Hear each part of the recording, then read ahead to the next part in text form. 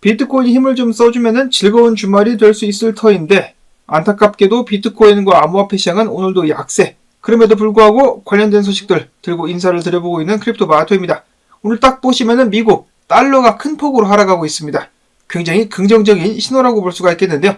금 같은 경우는 오늘 다시 한번 전고를 갱신하면서 많은 금 매니아들을 기분 좋게 만들어 주었습니다. 미국 증시 역시 소폭이지만은 일제히 상승하고 있는 가운데 비트코인은 어제 많은 분석가들이 56,000달러까지 떨어질 것이다 라고 했었는데 딱 그 자리까지 떨어졌다가 그나마 지금 반등을 해주고 있습니다. 58,985달러. 지금부터 주말 동안에 반등을 쭉 이어갈 수 있어야 될 것 같은데, 자, 문제는 알트코인들 같이 데리고 떨어뜨려 놓고 지 혼자서만 반등을 해주고 있습니다. 야속한 비트코인. 이어서는 다가오는 9월 연준이 금리를 내릴 것이다 라는 기대감이 계속해서 높아지고 있는 가운데 제롬 파월 의장이 다음 주 23일 잭슨홀에서 경제전망 연설을 하게 될 것이다 라고 합니다. 자, 여기서 과연 그가 어떤 발언을 하느냐에 따라 가지고 다시 한번 시장이 출렁이지 않을까 하는 생각이 들고요.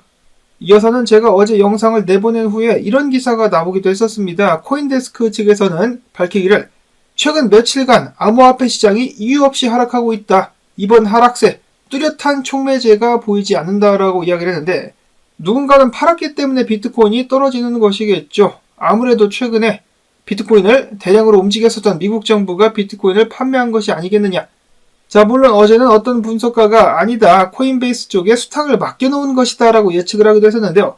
당연히 정확히 알 수는 없고 진위 여부는 내년 1월쯤 확인이 가능하다라고 합니다. 한편 반면에 미국의 금융 전문 변호사인 스캇 존슨 씨는 이야기하기를 미국 연방보안국이 이런 식으로다가 혼합된 주소에 물량을 섞어서 코인베이스로 이전하는 것은 아무래도 매도 목적이 확실해 보인다라고 이야기를 했습니다. 그러면서 미국 정부가 지금 비트코인을 계속해서 던지고 있다라고 이야기를 했어요.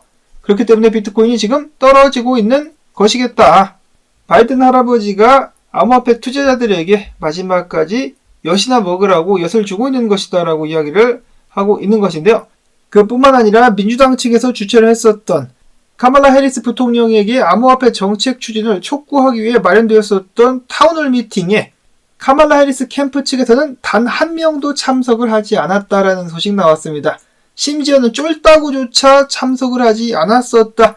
이를 통해 가지고 카말라 해리스가 바이든과는 다른 기조를 보일 수 있다는 기대감이 무너졌다라는 평가가 나오고 있습니다. 자, 물론 음모론적인 이야기를 하자면은 바이든도 카말라 해리스도 꼭두각시에 불과하기 때문에 결국 이 꼭두각시를 뒤에서 움직이는 사람들이 암호화폐를 좋아하지 않은 것이다라고 이야기를 하실 분들이 계실 것 같은데요. 그럴 가능성도 충분히 있겠죠. 자, 일단 이런 식으로다가 카말라 해리스 측에서는 암호화폐 투자자들을 계속해서 물먹이는 그런 행보를 보이고 있는 가운데, 그나마 미국 상원 민주당 원내대표인 척 슈머 같은 경우는 암호화폐 친화적인 스탠스를 취하기 시작하기도 했었다라고 합니다.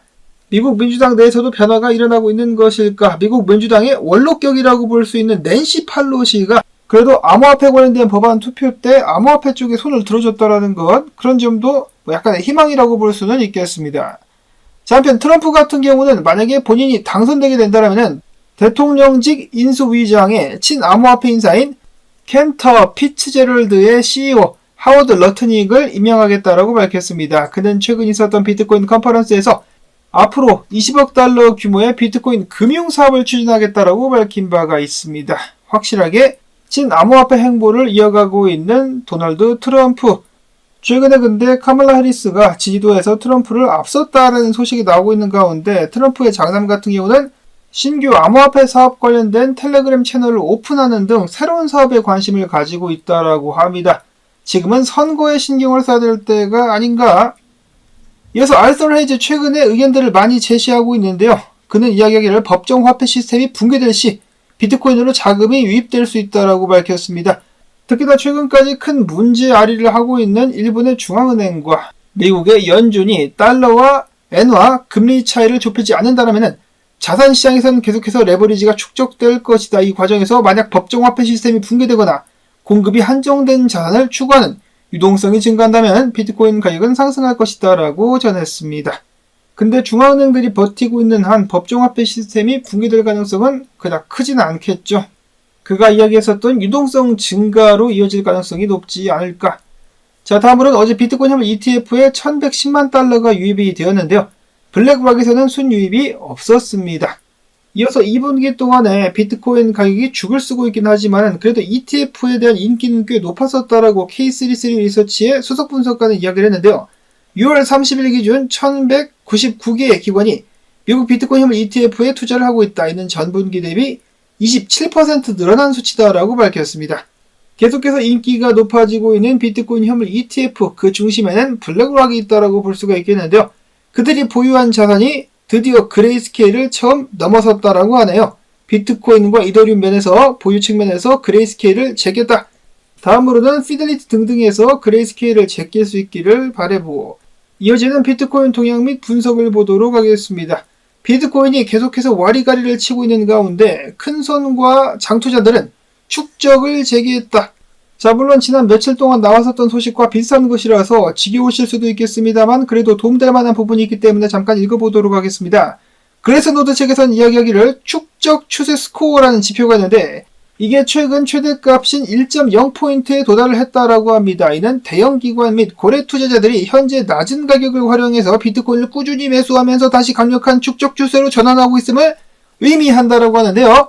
예를 들어 지난 3월 같은 경우 해당 지표를 기준으로 봤을 때 비트코인 보유자들이 수익 실현을 위해서 매도하는 경향이 강했음을 알 수가 있었는데 그러나 최근에는 이런 흐름이 반전되고 있으며 특히 비트코인 현물 ETF가 통제하는 추세에서 이를 확인할 수 있었다라고 합니다. 지난 3개월 동안 장투자들이 보유하고 있는 비트코인 보유고에는 30만 개 이상의 비트코인이 추가가 되었다라는 것.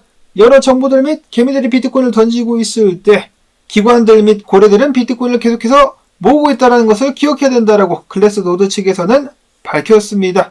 자, 그리고 크립토코안트의 리서치 총괄인 훌리오 모레노 같은 경우는 이야기하기를 현재 비트코인의 모습은 2016년과 2020년과 굉장히 유사하게 흐르고 있기 때문에 비트코인 가격이 상승하게 될 것이다라면 그것이 4분기가 될 가능성이 높다라고 밝혔습니다. 4분기면은 10월 달부터 시작되게 되는데요. 그래는 9월 말까지 지루한 횡보가 계속된다라는 것인가? 야, 정말 사람들을 말려 죽이고 있는 암호화폐 시장. 이어서 비트코인이 지금 현재 큰 범위 내에서 와리가리를 쳐주고 있는데요. 해당 범위의 바닥인 5만 달러 구간을 다시 한번 테스트하게 될 수도 있다라고 10X 리서치의 설립자는 밝히기도 했었습니다. 여러분들께서 저보다 더 잘 알고 계시겠지만은 비트코인이 만약에 5만 달러까지 또 떨어진다. 알트코인들은 어떻게 될까요? 상상하기도 싫습니다. 그런 의미에서 10X 리서치의 설립자, 과거에 여러 번 틀린 적이 있었기 때문에 이번에도 틀리기를 바라보고요. 이어서 오늘은 공유해드릴 만한 차트 분석이 없습니다. 제가 자료를 모을 때까지는 쓸만한 분석을 찾지 못했기 때문에 차트 분석은 없지만은 그래도 희망회로 분석은 한 가지가 있습니다. 과거부터 금이 비트코인을 따라간다라는 예측은 많이 있었는데요. 금 같은 경우 오늘 다시 한번 전고를 갱신했습니다. 그리고 흐름을 보시면은 아직도 비슷하다라고 하는데 비트코인이 금을 따라가지고 쭉 상승하지 않겠느냐. 이래봬도 비트코인 디지털금이다. 디지털금 비트코인 가즈아. 이어서 이더리움 현물 ETF에서는 어제 3,920만 달러가 순유출이 되었는데요. 그럼에도 불구하고 블랙락에서는 80만 달러 순유입이 있었다라고 합니다. 요즘에 지지부진하다 못해 지렁이처럼 바닥을 기어다니고 있는 이더리움. 블록체인 활용 사례가 크게 감소함에 따라 가지고 당연히 거래 수수료도 5년 이래 최저치로 급락. 그뿐만 아니라 인플레이션 자산으로 다시 한번 바뀌었다라고 하죠. 소각되는 숫자가 늘어나는 이더리움을 따라잡지 못하고 있습니다. 이대로 세상은 이더리움을 포기하게 될 것인가? 아니다. 과거에도 이럴 때가 있었는데 이런 식으로다가 수수료가 바닥을 기고 있었을 때 이더리움은 오히려 바닥을 찍으면서 강한 반등을 보여준 적이 있었다라고 빗겟의 수석 분석가는 밝혔습니다. 그는 이야기하기를 이더리움 가스 수수료가 바닥을 칠 때마다 중기적으로 가격 바닥을 가리키는 경우가 많았다더라.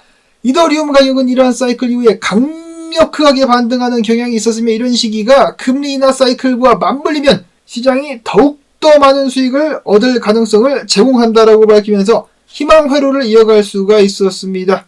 그리고 비트코인 뿐만 아니라 이더리움 역시도 마찬가지로 만약에 트럼프가 대통령이 된다면 직접적인 수혜를 보게 될 가능성이 높을 것 같은데요. 그 이유는 바로 트럼프 본인이 이더리움을 무려 13억 원어치나 들고 있기 때문입니다. 그렇기 때문에 전 세계에 있는 이더리움 개발자 등등도 트럼프를 응원하지 않을까. 이어서는 최근에 좋지 않은 성적 때문에 국내 투자자들로부터 욕을 바가지로 얻어먹고 있는 월드코인, 이번에 말레이시아 정부와 양해각서를 체결했다고 하는데요. 이를 통해서 앞으로 말레이시아의 디지털 인프라에 월드코인의 기술이 도입되게 될 것이라고 합니다. 이제 앞으로 홍채인식이 말레이시아 시민들에게는 주민등록증과 같이 될 것이라는 것이죠. 이건 국가 단위 규모의 테스트가 되지 않을까 싶은데 그 결과가 과연 어떻게 나올 것인가. 마지막으로는 국내 소식입니다. 암호화폐 관련된 투자로 짭짤한 재미를 봤었던 국민연금이 이번에는 마이크로스토리지 주식을 매입으로 비트코인에 간접 투자를 하게 되었다는 소식 엊그제 나왔습니다. 한국에서도 그냥 비트코인 힘을 ETF를 투자할 수 있게끔 해주면 정말 좋을 텐데 왜 아직도 막고 있는 것일까? 하루빨리 이런 부분 개선될 수 있기를 바라보면서 주말 영상 괜찮게 시청하셨다면 광고 영상을 통해서 시청료 주기 오늘도 부탁을 드리면서 저는 다음에 새로운 소식 가지고 인사를 드리도록 하겠습니다. 안녕히 계십시오.